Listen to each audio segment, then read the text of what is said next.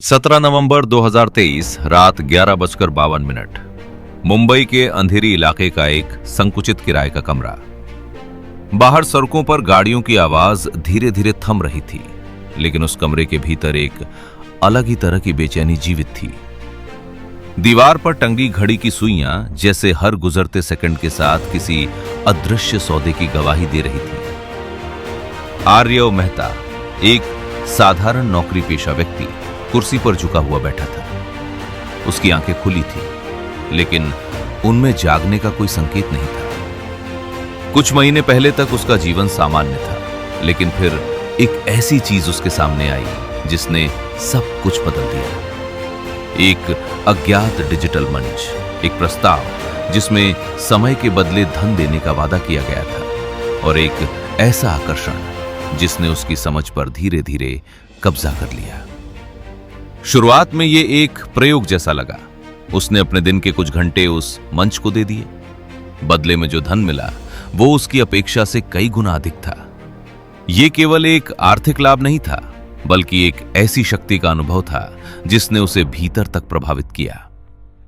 धीरे धीरे उसने अपने दिन के और हिस्से बेचने शुरू कर दिए। सुबह के घंटे, दोपहर का समय, फिर रात की नींद। हर बार उसे केवल इतना बताया जाता कि उसका समय सफलतापूर्वक उपयोग किया गया है, लेकिन यह कभी स्पष्ट नहीं होता कि उस समय के साथ वास्तव में हुआ क्या। उसकी स्मृतियां टूटने लगी।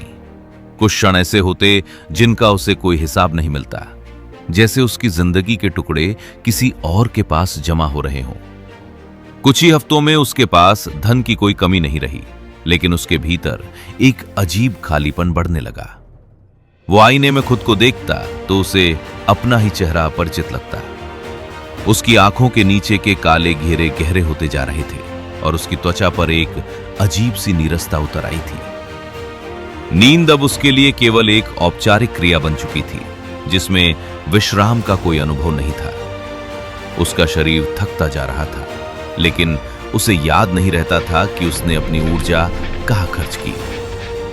हर दिन उसके लिए छोटा होता जा रहा था, और हर रात असामान्य रूप से लंबी। एक रात जब वो अपने फोन को देख रहा था, एक अनजान संदेश उसकी स्क्रीन पर उभरा। उसमें केवल यह संकेत था कि उसका समय फिर से उपयोग में लिया गया है। इस बार उसके भीतर कुछ टूट गया। उसे यह एहसास होने लगा कि यह कोई साधारण लेन देन नहीं है। ये एक ऐसा जाल है जिसमें वो केवल अपने घंटे नहीं, बल्कि अपनी चेतना के हिस्से खो रहा है। उसके आसपास की दुनिया सामान्य रूप से चल रही थी, लेकिन उसके लिए सब कुछ असंतुलित हो चुका था। घड़ी की सुइयां अब उसकी समझ से बाहर गति से घूमती हुई प्रतीत होती थीं, जैसे समय ने उसके नियंत्रण को पूरी तरह अस्वीकार कर दिया हो। और फिर वो क्षण आया जब उसने महसूस किया कि उसके पास अब देने के लिए कुछ बचा ही नहीं है।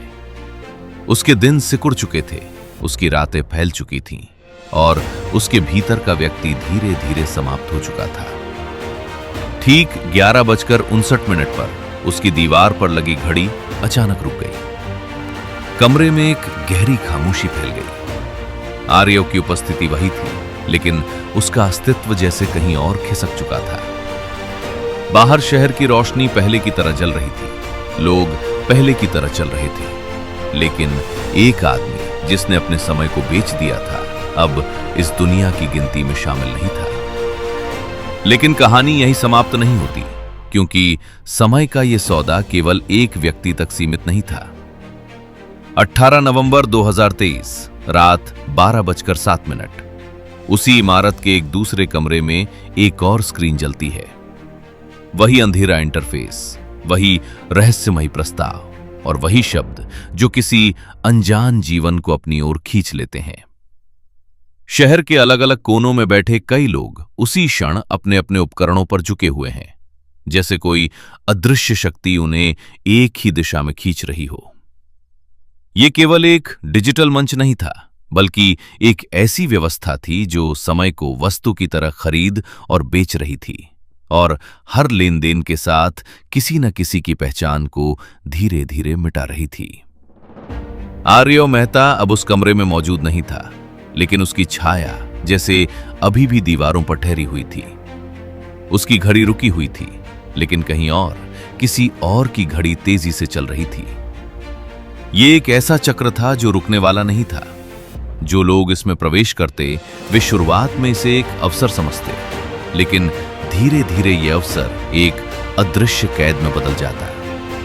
उनकी स्मृतियां, उनकी ऊर्जा और अंततः उनका अस्तित्व सब कुछ इस प्रणाली का हिस्सा बन जाता। समय, जिसे कभी सबसे मूल्यवान संपत्ति माना जाता था, अब केवल एक सौदे का हिस्सा बन चुका था। और इस सौदे का सबसे खतरनाक पहलू यह था कि इसमें शामिल होने वाले लोगों को अंत तक ये समझ ही नहीं आता कि वे क्या खो चुके हैं। शहर की भीड़ में चलते हुए चेहरे, काम में व्यस्त लोग और रात में जागती खिड़कियां, हर जगह